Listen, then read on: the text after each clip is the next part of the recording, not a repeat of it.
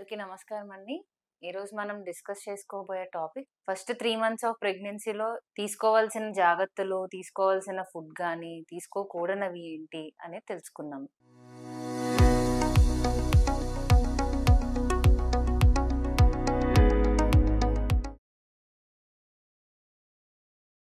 So, యూజువల్‌గా pregnancy first 3 మంత్స్‌లో గూడా అందరికీ కూడా నాసియా అని, వామిటింగ్స్ అని ఎక్కువ అవుతూ ఉంటాయి. సో, మెయిన్‌గా ఏంటంటే అందరూ కూడా ఏమి తీసుకోవాలని చెప్పి అనిపించదు.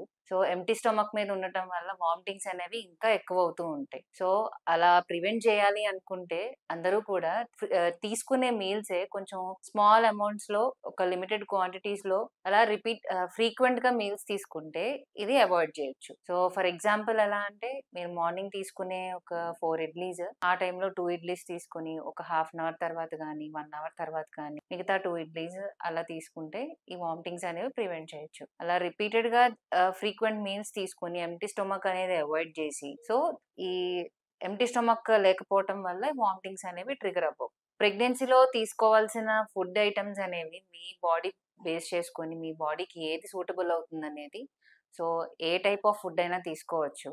ఎక్సెప్ట్ కొన్ని చేంజెస్ లైక్ పైనాపిల్ గానీ, రా పపాయ గానీ ఇవన్నీ తీసుకోకూడదు. Next outside food, junk food గానీ, ఆయిల్ ఫుడ్ గానీ, ఈ యొక్క బెవరేజెస్ కానీ, సాఫ్ట్ డ్రింక్స్ కానీ, ప్యాక్డ్ ఫుడ్స్ కానీ, ప్రిజర్వేటివ్స్ యాడ్ చేసిన ఫుడ్స్ కానీ, మసాలాస్, స్పైసీ ఫుడ్స్ ఇవన్నీ కూడా అవాయిడ్ చేయాలి. సో, నెక్స్ట్ ఎక్సర్‌సైజెస్ మెయిన్ చాలా మందికి ఈ యొక్క త్రూ ఔట్ ప్రెగ్నెన్సీ గూడా ఫెటీగ్ అనేది ఈజీగా వస్తూ ఉంటది. అంటే అలసిపోవటం ఇలాంటివన్నీ గూడా వస్తూ ఉంటుంది.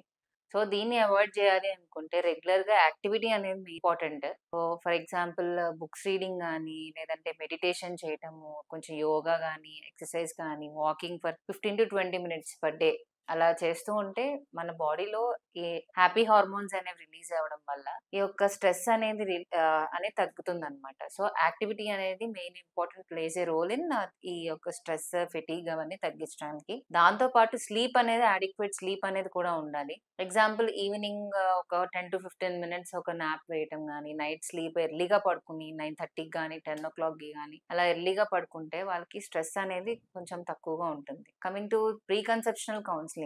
సో, మెయిన్‌గా కొంతమంది పర్సన్స్‌కి ఈ యొక్క బీపీ, షుగర్ ఇలాంటి ఫిట్స్ వచ్చే అవకాశం ఇలాంటివన్నీ కూడా ముందు నుంచి ఉండుంటది. సో, దానికి సంబంధించిన ఈ యొక్క మెడికేషన్స్ చాలా ఏళ్లుగా వాడుతూ ఉంటారు. సో, అది వన్స్ ప్రెగ్నెన్సీ కన్ఫర్మ్ అయిన తర్వాత ఈ డ్రగ్స్ అనేవి ఏవైతే మందులు వాడుతున్నారో, ఆ మందులు కొన్ని సేఫ్ ఉంటాయి, కొన్ని అన్‌సేఫ్ ఉంటాయి. సో, మీరు మీ గైనకాలజిస్ట్ దగ్గరికి వెళ్లి ఏ డ్రగ్స్ అయితే మార్చవలసి వస్తుందో అవి మీరు చేంజ్ చేసుకొని ట్రీట్మెంట్ అనేది కంటిన్యూ చేయాలి. దాంతో పాటు సప్లిమెంటేషన్ అనేది ఒక 3 మంత్స్ ప్రయర్ టు ప్రెగ్నెన్సీ అనేది స్టార్ట్ చేస్తే, ఈ ఫోలిక్ యాసిడ్ మెయిన్ యూజ్ ఏంటంటే బేబీ యొక్క తయారీలో అంటే బ్రెయిన్ డెవలప్‌మెంట్‌లో గానీ, స్పైన్ డెవలప్‌మెంట్‌లో గానీ ఇలాంటి అబ్నార్మాలిటీస్ తీసుకురాకుండా ఈ ఫోలిక్ యాసిడ్ అనేది హెల్ప్ చేస్తుంది. సో, ప్రెగ్నెంట్ వుమెన్ ఎవరైతే కన్సీవ్ అవుదాం అనుకున్నారో 3 మంత్స్ ప్రయర్ నుంచి కూడా ఈ ఫోలిక్ యాసిడ్ స్టార్ట్ చేసి త్రూ ఔట్ ద ప్రెగ్నెన్సీ అంటే ఫస్ట్ 3 మంత్స్ కూడా ఫోలిక్ యాసిడ్‌ని కంటిన్యూ చేసి ఆఫ్టర్ ఫోర్త్ మంత్ నుంచి కూడా ఐరన్ సప్లిమెంటేషన్‌తో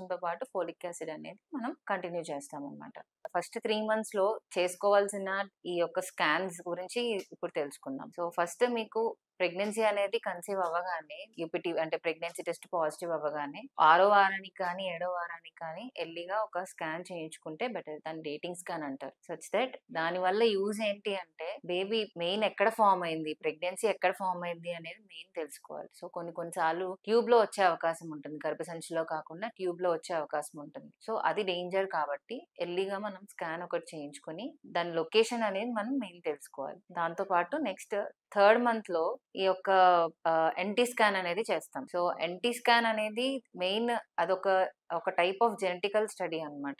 మినీ జెనెటికల్ స్టడీ లాంటిది. అంటే బేబీకి క్రోమోజోమ్‌గా అబ్నార్మాలిటీ ఏమైనా వచ్చే అవకాశం ఉందా లేదా అనేది ముందుగా మనం తెలుసుకోవటం కోసం ఈ థర్డ్ మంత్‌లో చేస్తామన్నమాట. అది ఒక 90% మనకి పాజిటివ్ రేట్ అనేది చెప్తుందన్నమాట. సెన్సిటివిటీ అంటారు. సో, అది పాజిటివ్ రేట్ అనేది మనకి చెప్తుందన్నమాట. నెక్స్ట్ దాంతో పాటు దాని బెనిఫిట్ అనేది ఇదొకటే కాకుండా త్రూ ఔట్ ద ప్రెగ్నెన్సీలో బీపీ వచ్చే అవకాశం ఉందా ఆ పర్సన్‌కి అన్నట్టు కూడా మనకి ఆ థర్డ్ మంత్ ఎల్టీ స్కాన్‌లోనే మనకి ఇండికేషన్ ఇస్తుందన్నమాట. సో, ఇది ఎప్పుడు చేయించుకోవాలి? 11 వీక్స్ నుంచి 13 వీక్స్ 6 డేస్ లోపు ఈ స్కాన్ అనేది మనం చేయించుకుంటే దాని నుంచి బెనిఫిట్ అనేది వస్తుంది.